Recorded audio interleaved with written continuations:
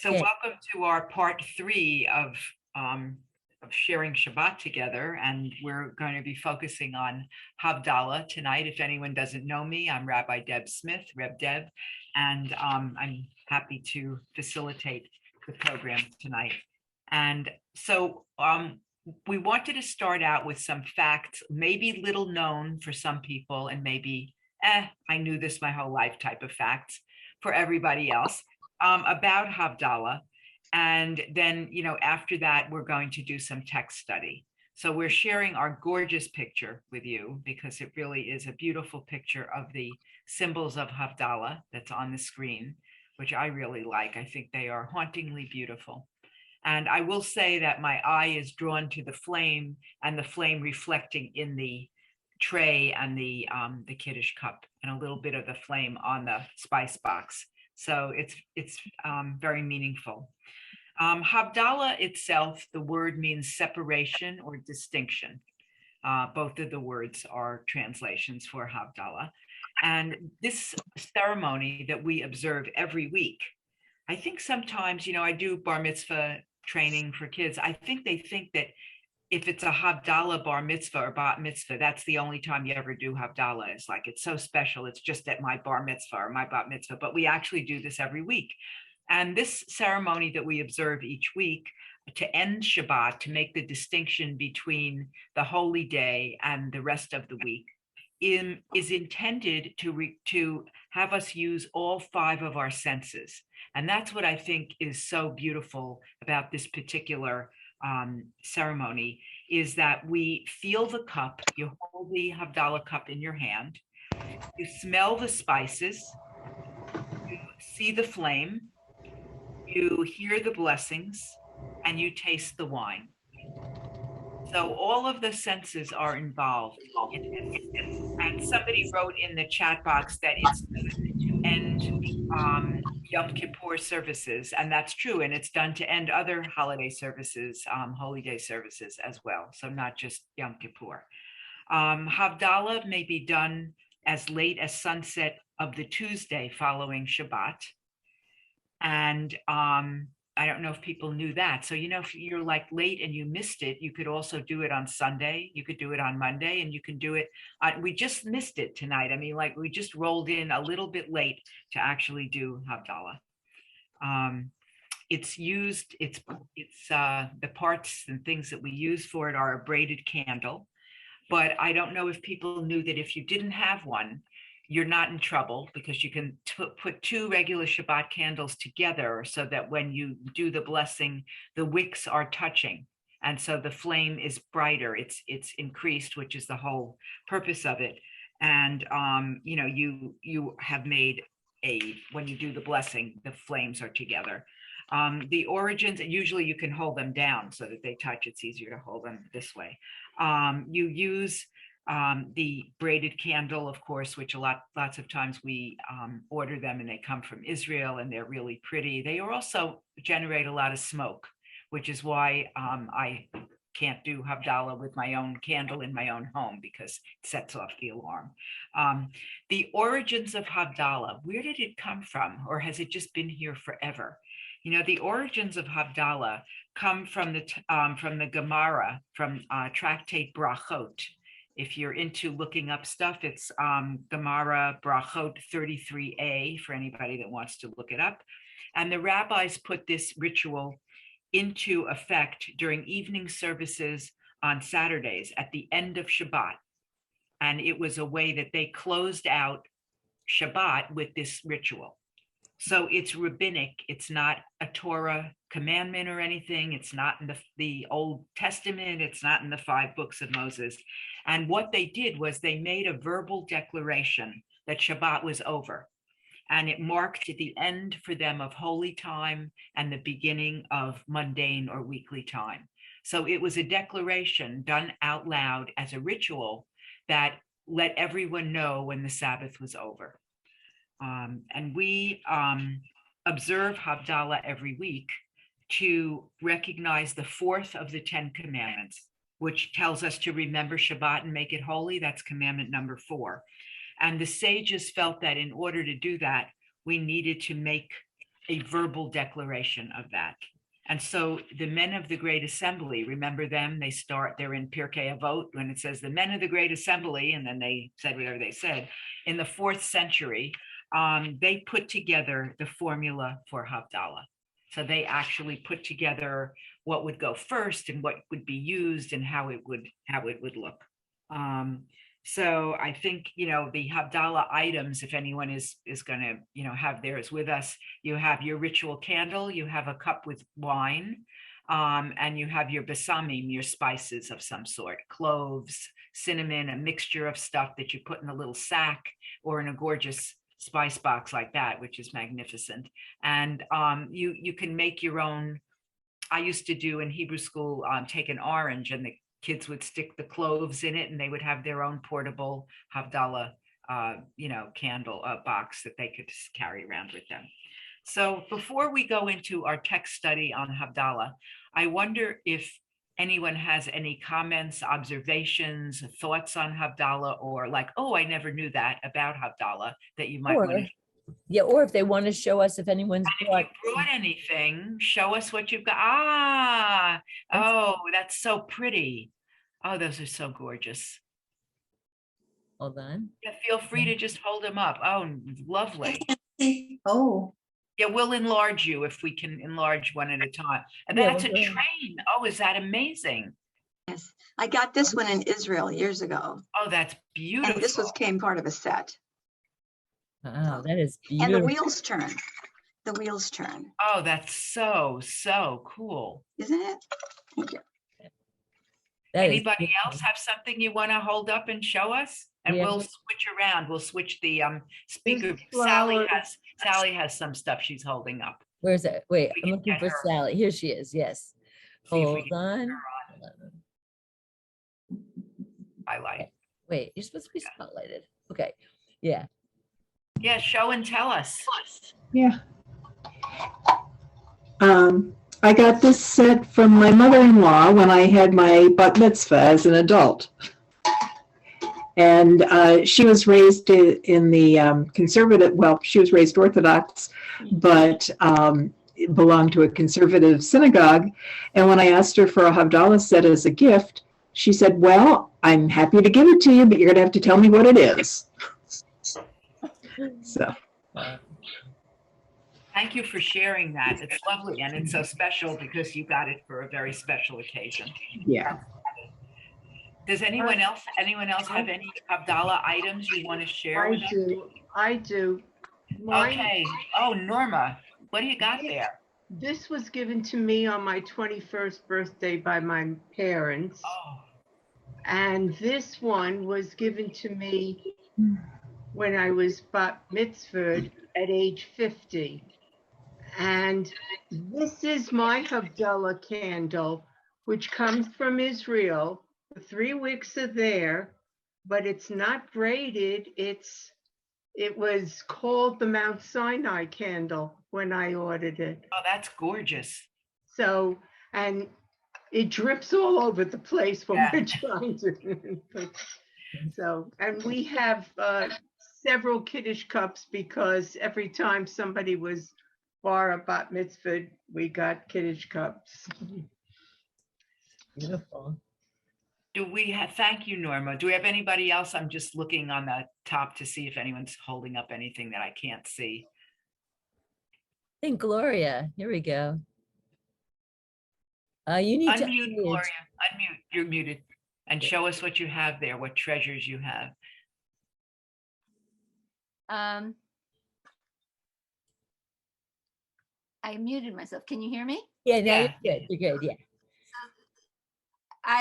I've had this for many years. It's nothing unique. Hold it in the frame. Yeah, hold it more. Yeah, better. Okay. Beautiful. I have the twisted candle from Israel. And the besamim also is from Israel. It's in a little sack. Oh, nice. Yeah, that's nice. Okay, and I have the one that goes set, which is in here, and I put cloves and other spices in it. Can you hold that up close? We're not getting it. Put it right in front of the camera. Put it directly in front and raise it up. Raise it up. Yeah, That's it. yeah. Oh, that's nice. Beautiful. So that's that. And I also collect Kiddush cups as a hobby. And so I have different ones from Israel. And this is the tray that goes with the, and it says, Oh, pretty. Oh, so pretty. Hold it a little higher. A Yeah. little Oh, higher. nice. Yeah. Lovely. very tarnished, but because it's not sterling, but so it doesn't even polish up that well. But anyway, I've enjoyed it with friends and family, and I love the ritual. I love the ritual. It's very it brings a lot of warmth into my home when we do it, and it's very special. So Thank you for sharing. Everybody, thank you for sharing. We have a hand up. Erin's Deb. hand is up. How did it come about that you could do Havdalah up until Tuesday? What caused that? Because Stephen slept through Saturday night and I put everything away Sunday morning, not knowing. How did that happen? So I don't know when it happened, but it's not a new custom. I mean, that's the custom. It's been around for a very long time. I actually looked, I couldn't find anything that said like who decided you can do it through Tuesday. I don't know, but I'm very glad that you can, because sometimes people don't get a chance to observe it. And it's just like people start to get ready for Shabbat on Thursday. So it's very interesting. There's only like one day in between when we're really without something. If you think about it, if you're prepping for Shabbat from Thursday into Friday, and then it starts, right? And you have it, on all day on Shabbat. And then it ends with Havdalah, or maybe it ends the next day or the next day or the next day with Havdalah. And by Wednesday, Thursday, you're getting ready again to go forward. So we're not left without for a very long time, which is comforting. I heard, Rabbi, that you could start wishing people Shabbat Shalom on Wednesday. Exactly. Well, now we've got a whole week from Wednesday to Tuesday. Yeah. So Well, my Oh, kids that's went to a Jewish day school, and Monday morning they would start with an Havdalah mhm. ceremony out in the patio. What a And that's great how I learned that idea. it was extended. What? That's a great idea that Yeah. they did that. What a great thing to do. And I It's- see Erin holding up something. What do you have? Let's see if we can So, spotlight you. Let me, this Wow. is a Besamim holder Oh, wow. that my Baba gave me. She was born in 1914. And I think I'm not sure when she got it, but I believe it was for her wedding, the wedding to my Zayda Wow. in Winnipeg, Canada. And I got that when she died, passed away. And I've got this. It's wrapped so it doesn't tarnish. For you, I will undo it Wow. because it says something.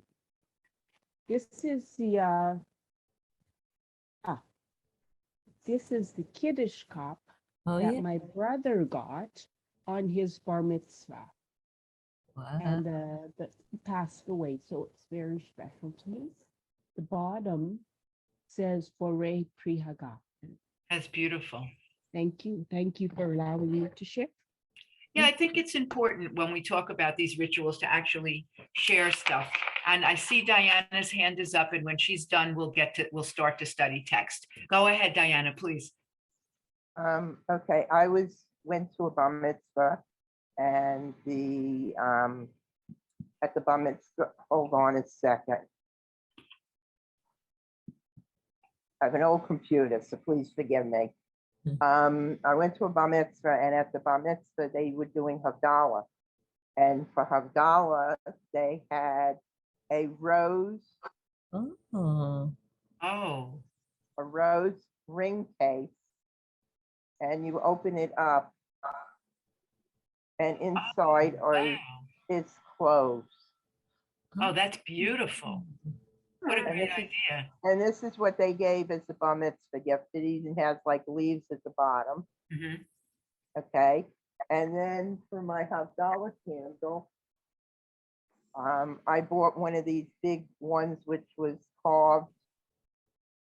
You could see which is Yeah. carved from the temple we use. And then I didn't have a plate. Instead of using a paper plate, you can see I didn't even get a chance to clean it. But this here is a plate that I bought in Israel when I was there from one of the guys who moved from Highland Park to Jerusalem. This I bought in 1999 and I have it. You can see that It's well used. Yeah, it's well, which is a it's good well thing. used. So that's what we do from Havdalah. And I don't know where my Kiddush cup is. So what we've been using is the Jewish Federation for one of the holidays. I don't remember whether it was Hanukkah. They gave us, or maybe it was a gala or something. They gave us glasses to drink. So this is what I use for the grape juice now. Thank you for sharing. So that's my Havdalah set. Okay, Nina, let's put up our first text. You ready? Thank you, everybody, for sharing your personal items and stories with us. I think that brings in this lesson in a really positive way.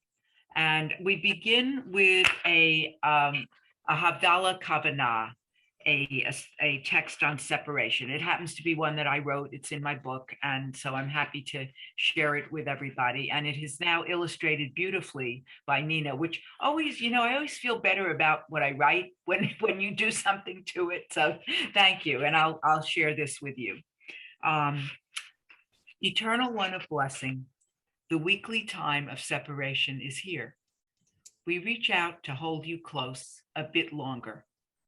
As we step away, we also reach out. We draw you near.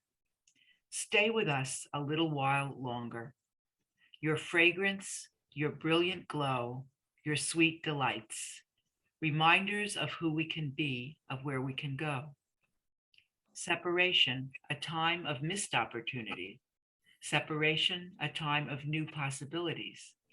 As the Shabbat flames flicker and die, the light of each soul glows steady, a heart renewed, a life reborn. And just take a minute to look. We're going to have a discussion, some questions for you. And my first question is, what will you miss about the Shabbat that just passed? The Shabbat that just ended? Is there something you might miss about it? And you might have to think hard for what was special about it to you in some way. And it doesn't have to be anything religious, but what might have been special for the Shabbat that just passed for anybody? Feel free to unmute. Lisa, go ahead. My husband and I actually went to visit a friend that was moving from where she is, and we hadn't seen her for a while. So we had a nice, pleasant afternoon. And then we had a date afterwards when we ate. So that was a nice Shabbat. That was a beautiful Shabbat. Anybody miss anything about the Shabbat that just passed? Did you do anything for yourself, for somebody else? Did you talk to someone you don't normally talk to? Eat something special? Relax and read? Diana? My daughter went away this weekend with her husband, and she brought her dog Roxy, and we took care of her. And she just today picked up the dog, so we babysat. Okay. Roxy. We know all about that in my house with the dogs. Anybody else do something special on Shabbat? Kristen, and then Hope, and then Norma. Wait, Kristen, you're muted. And I think Erin has her hand up too. Yes. Where's Kristen? Okay, Yeah, there you go. got it. All right. I try to make every Shabbat special in that, because I'm still working and working often, 8 to 10 hours a day, I try to make sure that no matter what, I don't work on Shabbat, that I make that a day where I just really take a break from the entire week. And I'll read a whole book in a day, or this last Shabbat, my granddaughter is just got released from, allowed to start moving again. She had to have hip surgery. And so we went to the movies as kind of a celebration and an experiment to see how long she could stay sitting up. And it was, so Saturdays are always, Shabbat is just a wonderful time that I look forward to every week. Thank you. I hope you were next, I think, and then Norma, and then Erin. And I see that Harriet's hand is up too. Well, we had a special service at Temple with you, remember? And that was special to me because it's not something that we can do every Saturday. So that was for Shabbat. So that was really a special thing. So thank you.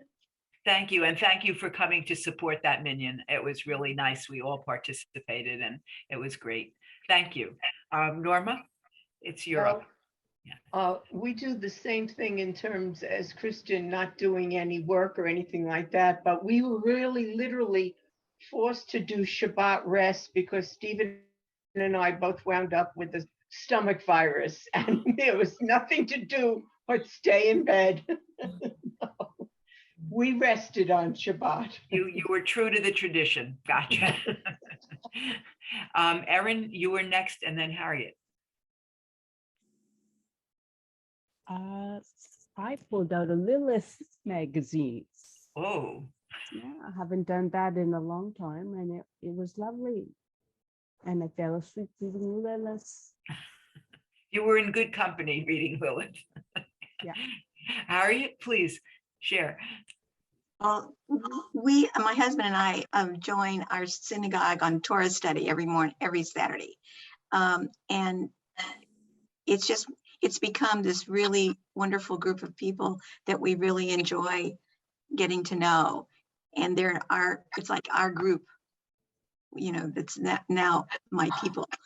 And one of them, father died at age 94, and we were able to go to the Shiva at her house outside Saturday night. And I'm being very, very cautious about where I'm going. So it was probably the first social thing I've done in a really, really long time.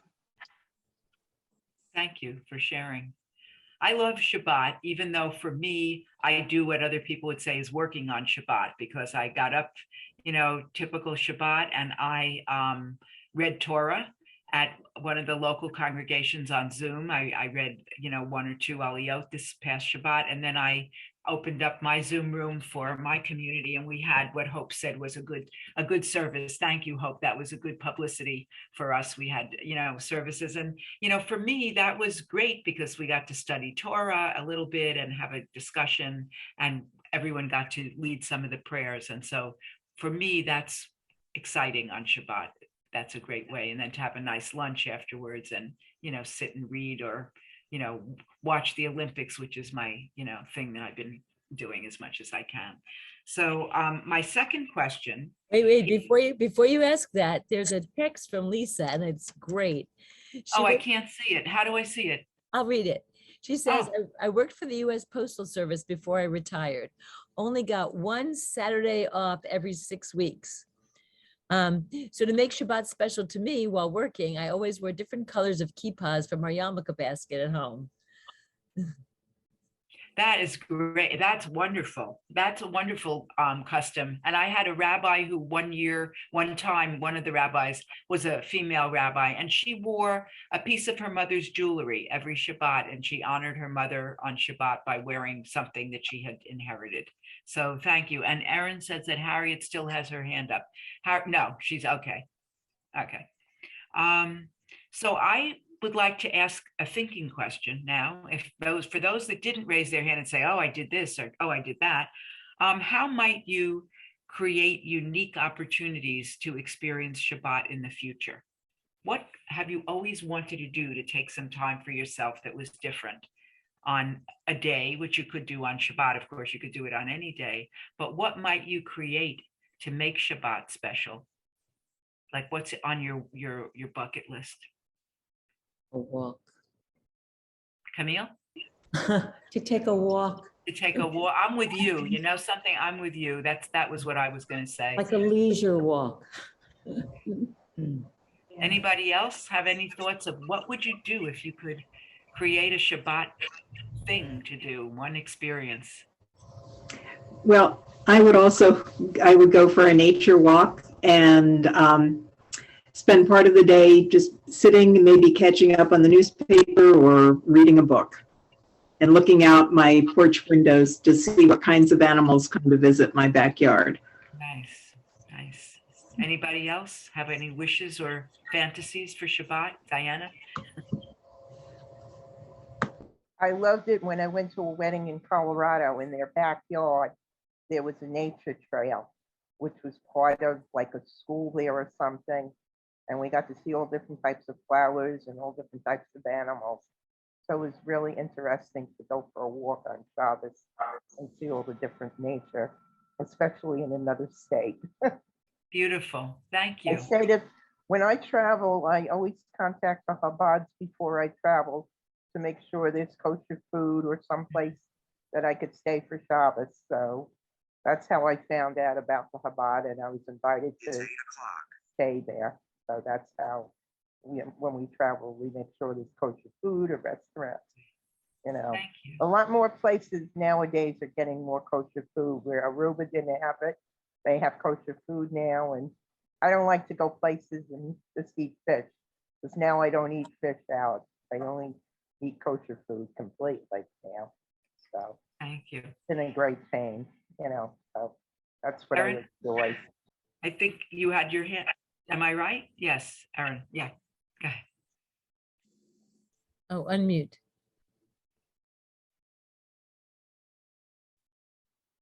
You know, when Shabbat starts for me on Friday night, I'm very relaxed and it's, you know, just kind of a different zone, but I know that it's going to end. So I need to be in the moment, not worry about the next day. Thank you. Anybody else that I missed in going through?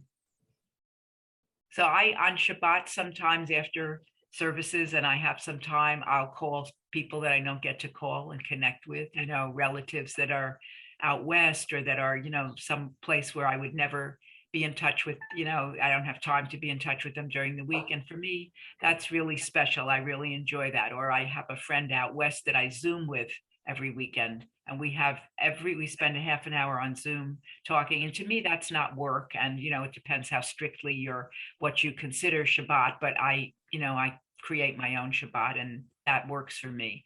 So I enjoy that because it's something special I look forward to every week. So it depends what stream of Judaism you're with and how you interpret the strictness of Shabbat. But there's a lot of ways to really enrich a special day and make it, to raise the level of holiness. And for me, to raise the level of holiness is to reach out to someone who maybe has nobody to talk to them, and that will make their day special. So that's something important to me. So we're going to go on. Harriet has her hand up. I'm Just sorry. realized I'm sorry. want to make things really different is I turn off my news connections. Oh, So I bless have your one heart. day without watching and listening to the news, because even if it's good news, I can wait, but usually it's not so good news. Yeah. That's one way to definitely make the day holy. Thank you. Anybody else whose little icon I missed? Gloria, go ahead. Oh, have they unmute? You can press your space bar. Yeah, there you go. I think that since we worship together every week and study together, I think that my sensitivity toward the importance of Shabbat has been heightened. And so I have made a concerted effort not to work in the house or do anything related to housework or chores on Shabbat, and also not to go food shopping or do any of that, so that I plan my week so that I get my shopping in usually on Friday if I can, or before if I can, but I've really made a conscious effort to do that, and it makes me feel that I'm making the day a holy day for me, and I think it's necessary to do that because it's a gift that we're given, and be able to stop and just let things come to you in a different way it is a very holy, it's a very holy and sacred act of our faith, and so that's my new dedication to Shabbat.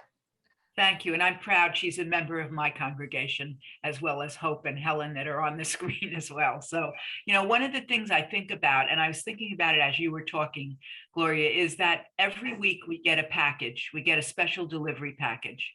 And the special delivery package is Shabbat. It comes wrapped beautifully, the wrapping paper, it's got a ribbon on it, and it comes to our door every Erev Shabbos.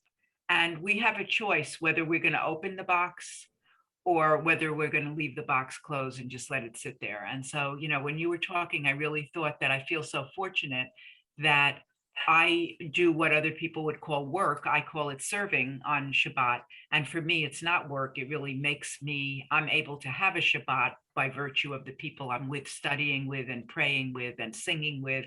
And that makes the time very special. So I think it depends on if you decide to unwrap the package and, you know, if you just kind of rip off everything, or if you slowly take it apart and cherish each of the pieces, the ribbon, the wrapping paper, even the tape that holds it together, and find what's inside the box. So we have another special text. Gloria, I don't know if you're going to know this one, because this is from Alden Solovey, and it's from the book that you gifted me with a while back. So I found this beautiful Farewell, Beloved, a Havdalah meditation. And Nina, can I ask you, would you read so I can take a drink while you're doing that? Sure.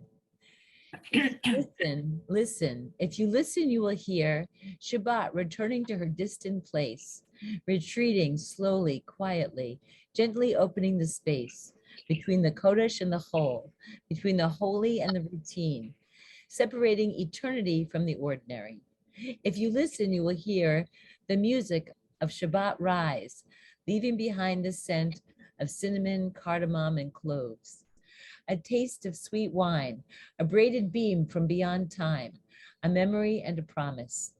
Leyehudim hayta ora v'simcha v'sason v'ikar. We once had light and gladness, joy and honor. May it return.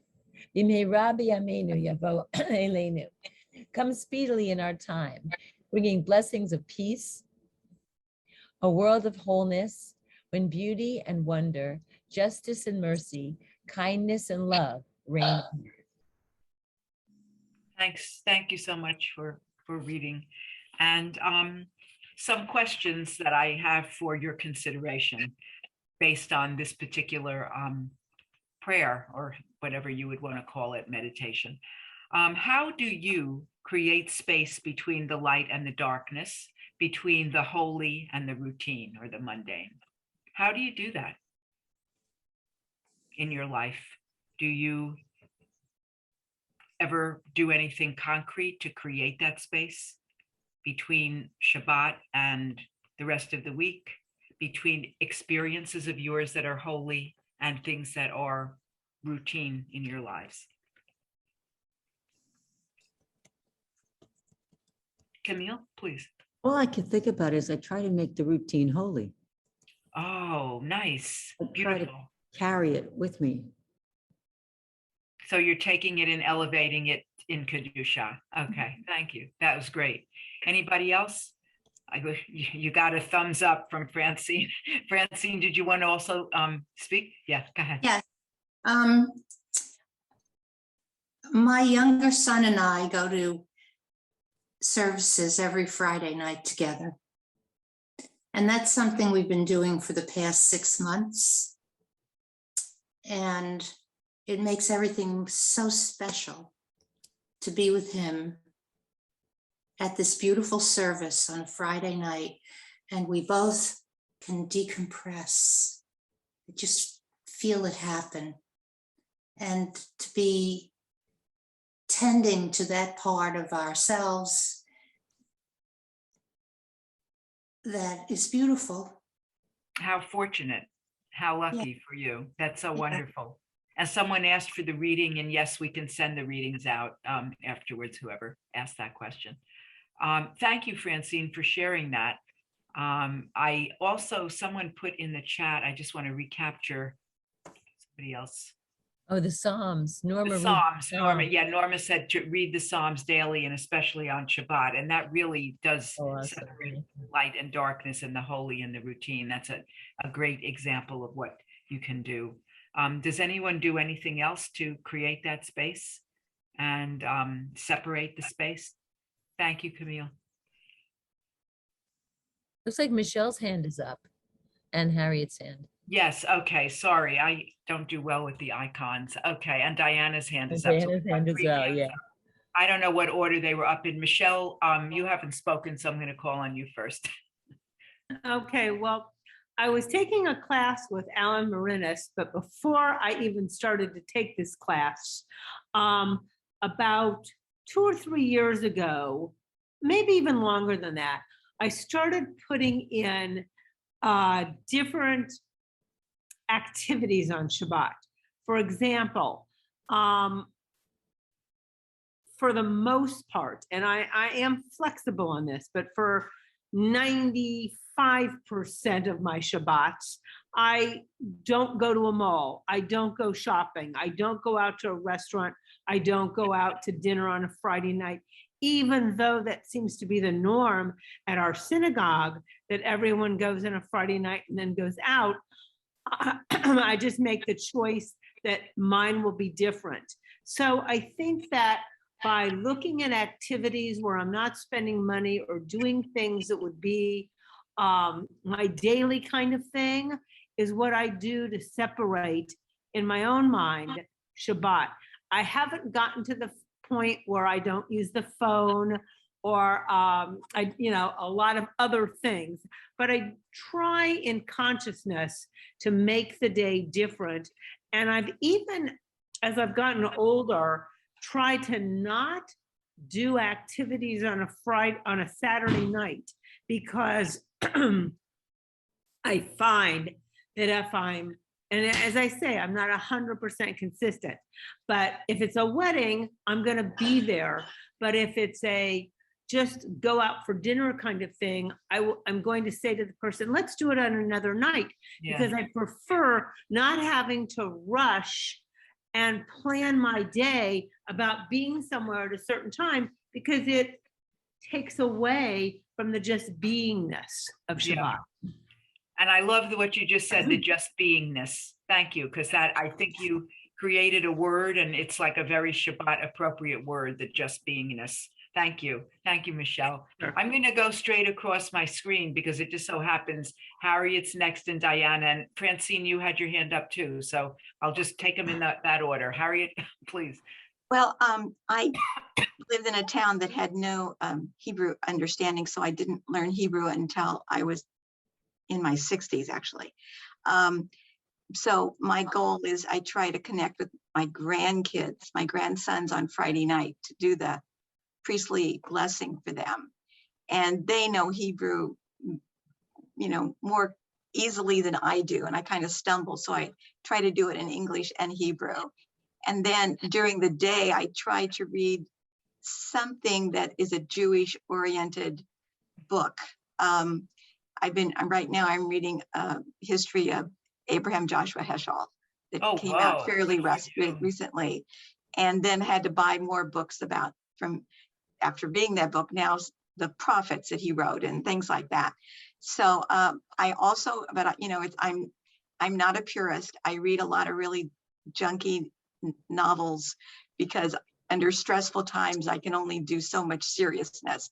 So I have to read some romances and things like that. But, I try to add something to it. You got to balance there. Heschel would forgive you. It's okay. Yeah. And I'm just, it's a new book. And one person I met in my Torah study, the man who wrote it is her cousin. So, it's like, of course I'll buy that book. And of course I read it. So I track it down and I keep trying to get rid of books. And I get rid of some and then I get more. It's like continuous. It's never ending. I know. Yes. Thank you, Diana, and then Francine. Ladies Who Learn, which is a group on Facebook, we have events each day and they list what's being done.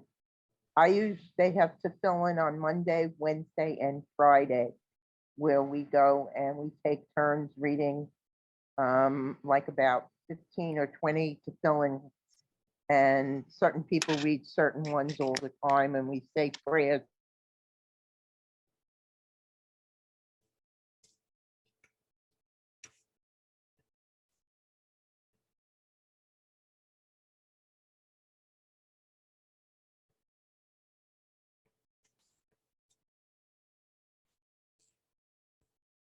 Every day, but I try to at least read it on Friday night on Lashon Hara.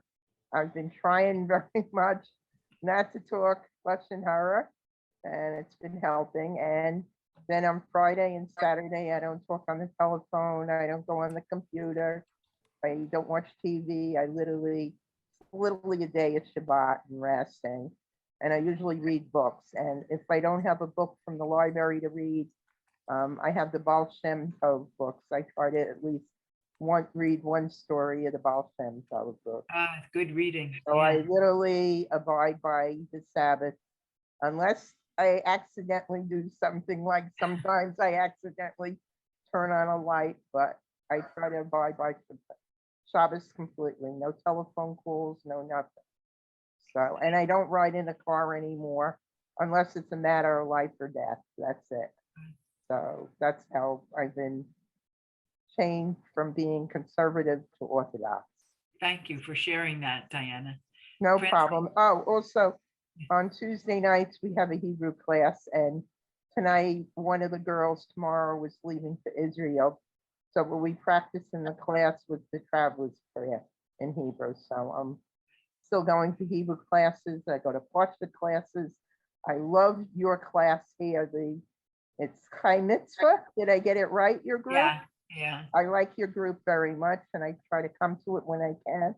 I was in the Hebrew class. That's why I came in late tonight to class here. So, Thank you. So I've been trying to do everything towards Shabbat. Thank and you. I enjoy everybody here very much. Thank you. Have a good night, Francine, everybody. Go for it. So in my house growing up, Shabbos was always with food, the right food. And my mother lit the candles and always made a chicken. And we had a challah in the house. And to me, Shabbos is about having a challah. I've made a few. I usually buy them, but I do like to make them as well. It's become part of my thinking as we approach Shabbat.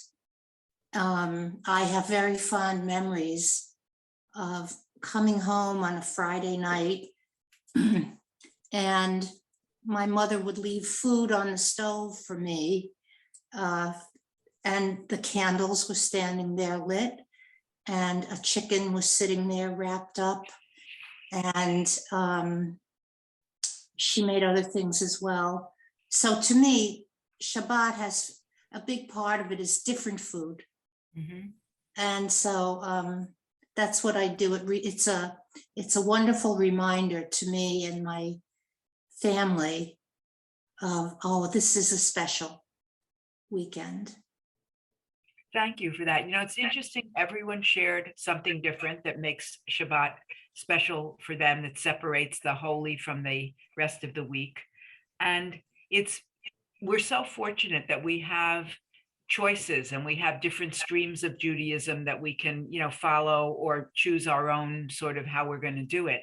And it allows everybody to pick and choose if they wish, or to follow what's there, how they're going to honor this very special time in the week that comes up every week. How fortunate we are that it comes up every week, and if we missed it, 100 times, there's 101, and we can try it on that time. And if we try one way of observing it and we don't like it or it's not meaningful, we can try and figure out something else. And I think it's, it's interesting. I mean, really for myself, I don't bank on Shabbat. I won't drive anywhere other than services when I used to drive there and it was, the synagogue was open. I mean, there are a lot of things I will not do, but will I call relatives and talk to elderly relatives and friends? Absolutely, I'll do that, because to me, that's honoring Shabbat, because it's honoring those who are alone and who maybe don't have anybody. So we have the freedom to pick and choose, which is such a wonderful thing, I think. So I don't think I missed any hands, and I wanted to ask the question about finding light in dark times and how we do that. So that's my question, a brief question, because we want to end with a spectacular video that we have on Havdalah, and I want to leave time to react to that. So if there's any particular answer that anyone would like to give on finding light in dark times, if nothing is, if Havdalah, if you can't think of anything about Havdalah, that candle, it is just, it's there, that glow is so bright that even if times are dark in the world, for you, for people around you, for the environment, that light just brings something that is very, very special there. And so, I wonder about that light of Havdalah, or those lights of Havdalah really is what it is, because it's multiple wicks, how they help us find light in dark times. Any thoughts on that? It's a tough question, so people may not have an answer. I want to share something. I ran a Chai Mitzvah group this afternoon, and we were talking about joy. And someone there said something that relates to what you just said, Deb. We're talking about, how everybody sees joy and butterflies and rainbows and all those things. But she said, I want to find joy in the waiting room of a cancer ward. I want to find joy in a homeless person.